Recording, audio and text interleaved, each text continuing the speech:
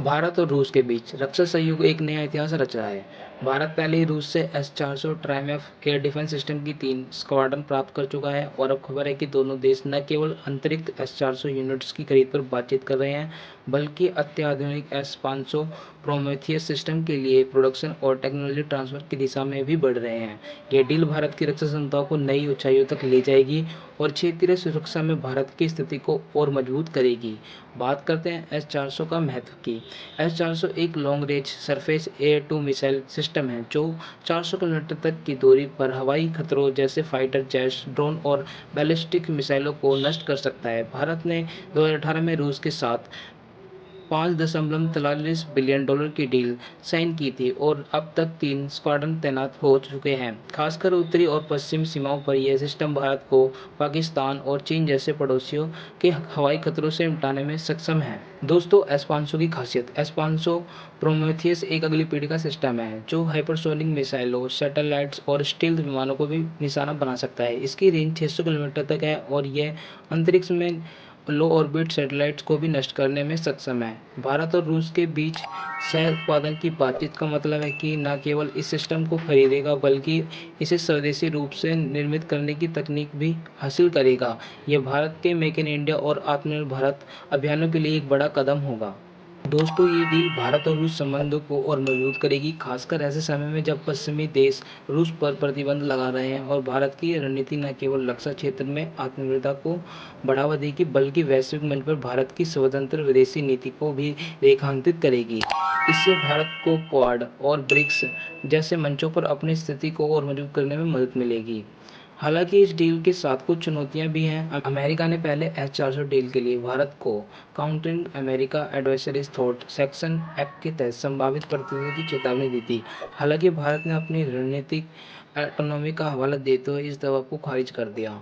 S-500 deal के साथ भी ऐसी चुनौतियां आ सकती हैं, लेकिन भारत की कूटनीतिक चतुराई इसे संभालने में सक्षम है। दोस्तों, भारतीय सेना आधुनिकीकरण की दिशा में एक और बड़ा कदम उठा रही है। T-90 भीषम और T-72 टैंकों में 75 नए काउंटर ड्रोन सिस्टम की तैनाती शुरू हो चुकी है। ये कदम आधुनिक युद्ध की बदलती प्रकृति को दर्शाता है, जहां ड्रोन हमले एक बड़ी चुनौती बन गए हैं।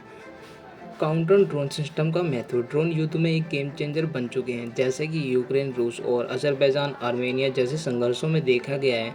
ये सस्ते और प्रभावी हथियार तो ही निगरानी और सीधे हमलों के लिए इस्तेमाल हो रहे हैं। भारत जो अपनी सीमाओं पर ड्रोन खतरों का सामना कर रहा है, खासकर पाकिस्तान और चीन की ओर से, अब अपने टैंकों पर अपने खतरों से बचाने के लिए तैयार है। यह काउंटर ड्रोन सिस्टम रडार आधारित डिटेक्शन, जैमिंग तकनीक और लेजर आधारित न्यूट्रलाइजेशन से लैस है। यह सिस्टम 5 से 10 किलोमीटर के दायरे में ड्रोन को डिटेक्ट कर सकते हैं और उन्हें निष्क्रिय कर सकते हैं। DRDO और निजी क्षेत्र की कंपनियों जैसे भारत फोर्स और डाटा एडवांसेस सिस्टम ने इन सिस्टम्स को विकसित करने में महत्वपूर्ण भूमिका निभाई है।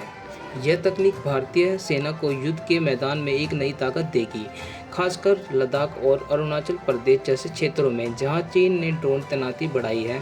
यह सिस्टम भारतीय टैंकों को और सुरक्षित बनाएगा, साथ ही यह भारत की स्वदेशी रक्षा तकनीक को बढ़ावा देगा और निर्यात के अवसर भी खोलेगा। दोस्तों, भारतीय नौसेना और DRDO अपने महत्वाकांक्षी प्रोजेक्ट 77 न्यूक्लियर सबमरीन और प्रोजेक्ट 76 कन्वेंशनल सबमरीन पर तेजी से काम कर रहे हैं। इन दोनों परियोजनाओं का लक्ष्य भारत की अंडर वाटर युद्ध क्षमता को विश्वस्तरीय बनाना है। दोस्तों, प्रोजेक्ट 77 न्यूक्लियर सबमरीन, इस परियोजना के तहत भारत स्वदेशी रूप से nuclear powered attack submarine SSN विकसित कर रहा है। ये सबमरीन लंबी दूरी तक संचालित हो सकती है और महीनों तक पानी के नीचे रह सकती है। दोस्तों, भारत पहले ही INS अरिहंत और INS आर्यघाट जैसी बैलिस्टिक मिसाइल सबमरीन SSBN बना चुका है, लेकिन SSN का विकास भारत को हिंद महासागर में रणनीतिक बढ़त देगा। दोस्तों, प्रोजेक्ट 76 कन्वेंशनल सबमरीन, यह परियोजना डीजल इलेक्ट्रिक सबमरीन के विकास पर केंद्रित है जो एयर इंडिपेंडेंट प्रोपेल्शन IAP तकनीक से लैस होगी। यह सबमरीन अधिक समय तक पानी के नीचे रह सकती है और स्टील्थ क्षमताओं के साथ दुश्मन के लिए घातक साबित होगी।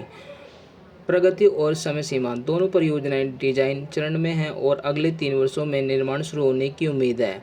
मझगांव डाक शिप बिल्डर्स लिमिटेड एमडीएल और निजी क्षेत्र की कंपनियां जैसे लॉन्ग एंड टी इस प्रोजेक्ट में शामिल हैं। रणनीतिक महत्व। हिंद महासागर में चीन की बढ़ती उपस्थिति को उसकी स्ट्रिंग ऑफ फ्लर्स रणनीति को देखते हुए ये सबमरीन भारत की सामुद्रिक शक्ति को मजबूत करेगी। यह भारत को न केवल क्षेत्रीय सुरक्षा में बढ़त देगी बल्कि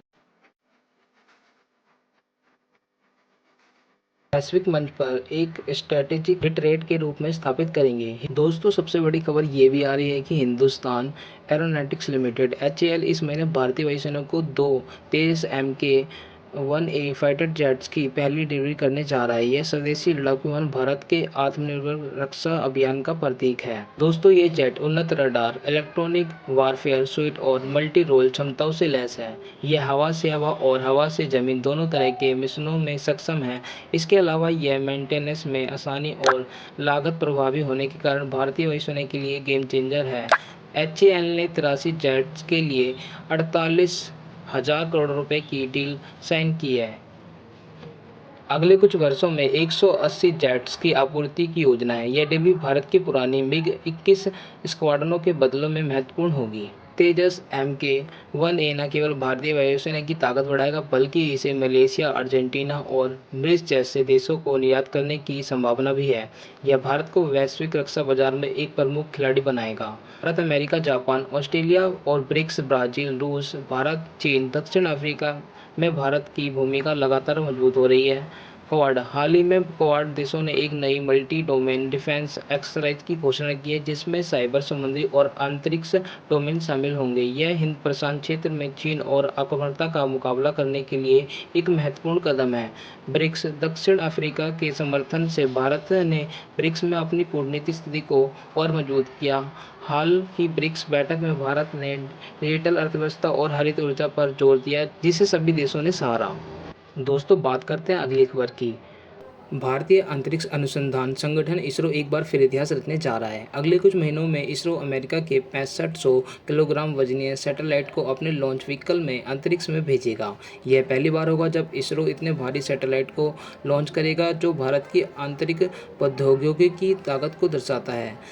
दोस्तों, बात करते हैं इसरो की एक और बड़ी खबर की। इसरो का गगनयान मिशन भारत को मानव अंतरिक्ष मिशन में शामिल करने वाला है। दिसंबर 2025 में व्योम मित्र इसरो का ह्यूमनॉइड रोबोट अंतरिक्ष में जाएगा। यह मिशन 2026 में प्रस्तावित मानवयुक्त गगनयान मिशन का एक महत्वपूर्ण कदम है। दोस्तों, व्योममित्र की खासियत। यह रोबोट मानव जैसे कार्य कर सकता है, जैसे उपकरण संचालित करना, पर्यावरण की निगरानी करना और आपात स्थिति में यह गगनयान मिशन के लिए सिस्टम की विश्वसनीयता को परखेगा। दोस्तों, गगनयान की प्रगति। इसरो ने LVM-3 रॉकेट और क्रू मॉड्यूल का सफल परीक्षण किया है। 3 भारतीय अंतरिक्ष यात्रियों को प्रशिक्षण दिया जा रहा है और 2026 में भारत चौथा देश बनेगा जो मानव को अंतरिक्ष में भेज पाएगा।